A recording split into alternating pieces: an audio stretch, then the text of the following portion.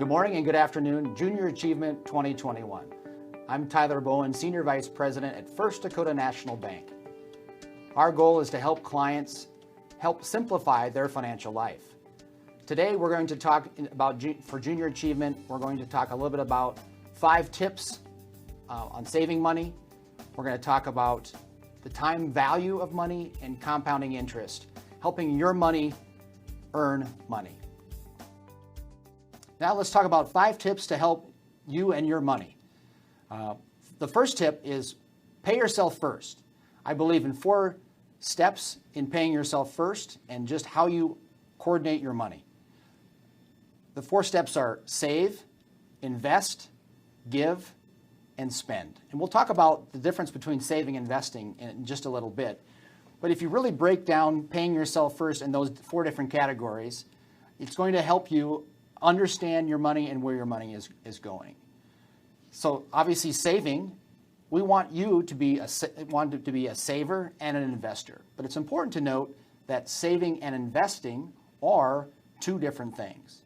Saving is putting maybe money into underneath your mattress, putting it into a shoebox, putting it into a checking account or savings account, where generally the money that you put away, when you bring it back out, it has the same amount. Now, sometimes in savings accounts or checking accounts, you might get a concept called interest, where you might have a little bit of money earned on your savings. But if anybody's checked your checking or savings account lately, you know that interest does not earn very much money.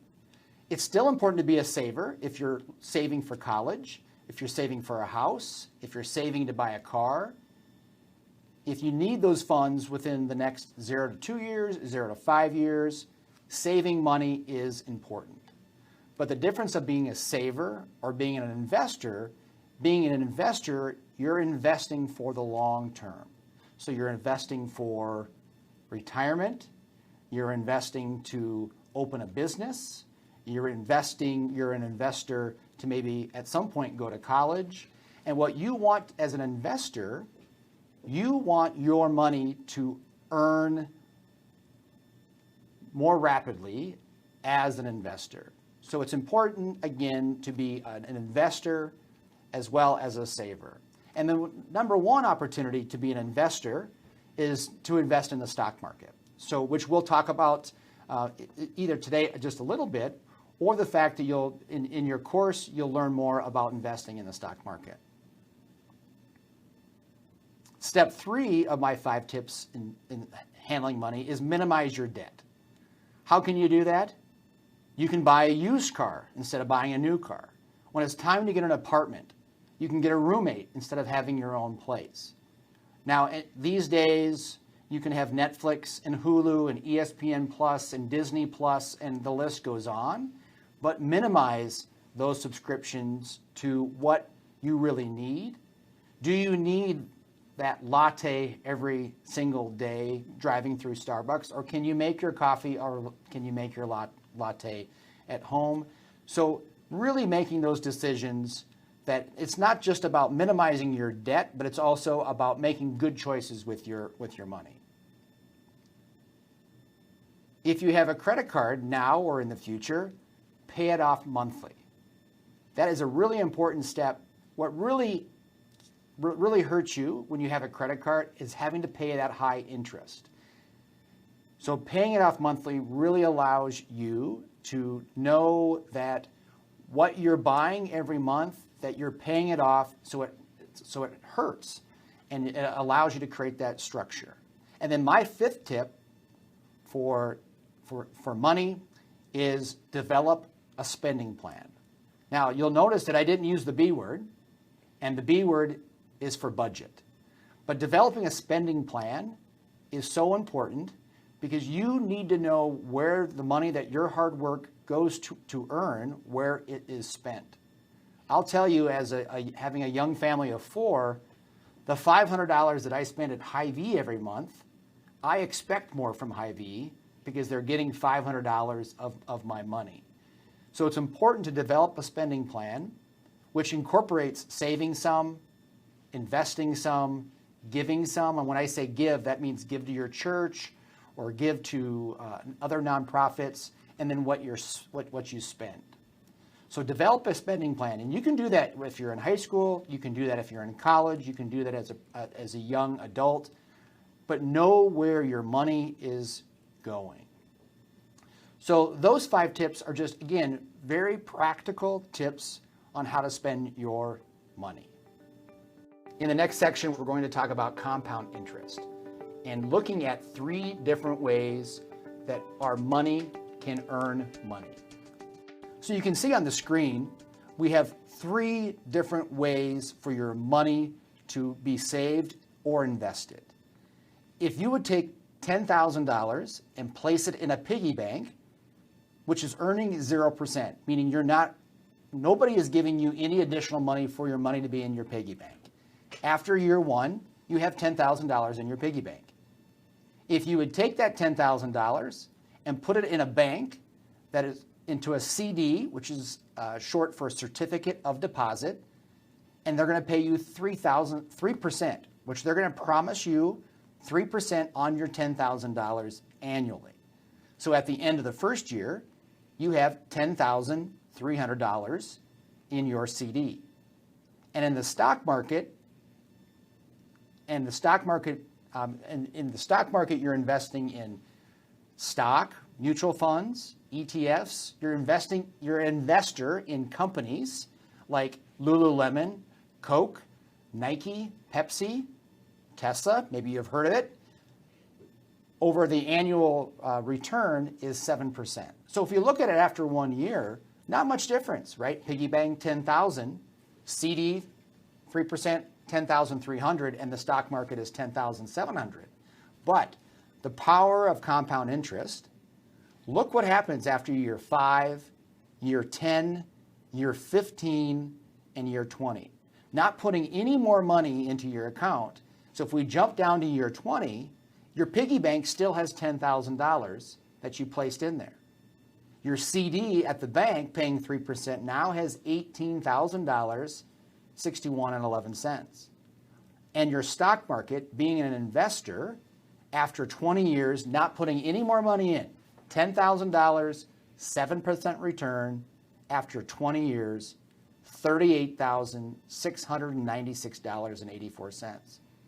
Not bad for not touching it over 20 years. Now, you're going to have a lot of temptations to touch that money, to buy a house, to buy the new cell phone, to buy a wedding dress, pay for a wedding, whatever it may be. But this is an illustration of your money earning money in compound interest. And unfortunately, our society, we don't let it work for us. After 5 years, your account goes from $10,000 to $14,000 in the stock market, and then you take it out. So you really, and the value of your money really starts to grow longer. And then just think about it: if you were to keep adding money into the stock market, it's going to grow even further. So that's the concept of compound interest. Again, it's important to be a saver, but it's very important long-term. Think retirement, think investing, to be an investor. Carl Richards is a certified financial planner, and he is an artist who creates financial art and named underneath the behavior gap. And this is one slide I like to share, especially in South Dakota, thinking of the Wild West and thinking of cattle and thinking of those types of things. So in this example, you can see that the phrase often heard is "big hat, no cattle." And we had a client here at First Dakota that liked to say this saying: this person has a big hat but has no cattle. So what does that mean? If you have a big hat, that means that you're driving that Tesla, you're driving that really nice brand new car, but at the same time, no cattle, meaning that their retirement account is really small. So you probably have friends that are that way, right? Live in a really, really big house, but can't do anything every weekend because they don't have any money because they live in that really, really big house. So this is just a kind of a fun example as you get to make decisions every day about how you spend your money, how you save your money, how you invest your money, and how you give your money. You don't want to be that person that has a big hat but no cattle. In the next section, we're going to talk about the importance of time value of money. Let's look at 3 different examples of the time value of money. So please follow along. Person A starts investing at age 35 and stops at 67. Person B starts investing at age 21 but stops at age 35. And person C starts investing at 21 but stops at age 67. So you can see that person B only invested for 14 years, but at a very early age, where person A waited until they were 35 and stopped at 67. So each person is investing $333 a month as part of the example. They're hypothetically going to be receiving a return of 6.5% each year. And again, that's on an average. So some years might be higher, some years might be lower, but on an average, 6.5%. And again, this is hypothetical. And that's their growth rate. So the total contribution of person A, who started at age 35 and stopped at 67, they contributed $127,872. Person B, who started at 21 and stopped at 35, only contributed $55,944. And then person C, who invested the whole time from 21 to 67, had a total contribution of $183,816. So in the end, what do they have? At age 67, person A, who invested from 35 to 67, has $427,859. Person B, who started right away and then stopped after 14 years, only contributed $55,000, almost 56, but now they have $723,350. And then person C gets the best, right? Because they did contribute the most because they invested from age 21 to age 67. But at age 67, based on this hypothetical situation, they have $1.1 million. So again, the importance of discussing time value of money is starting early, and maybe you can only save $25 a month at age 21, but increasing it every year until you're growing it up to that amount, that it really shows you that time is the most important part of investing. Well, thanks for watching and talking about the different concepts about money. Don't let your teachers fool you. There's a lot of important things that you learn on a daily basis growing up through school. But the one thing that you're going to have to deal with every day, very important decisions, is money. And so that's why it's very important for you to understand saving money, spending money, giving money, and investing money. And so that's why we talked about the concepts, my 5 tips. We talked about the compound interest, and we talked about time value of money.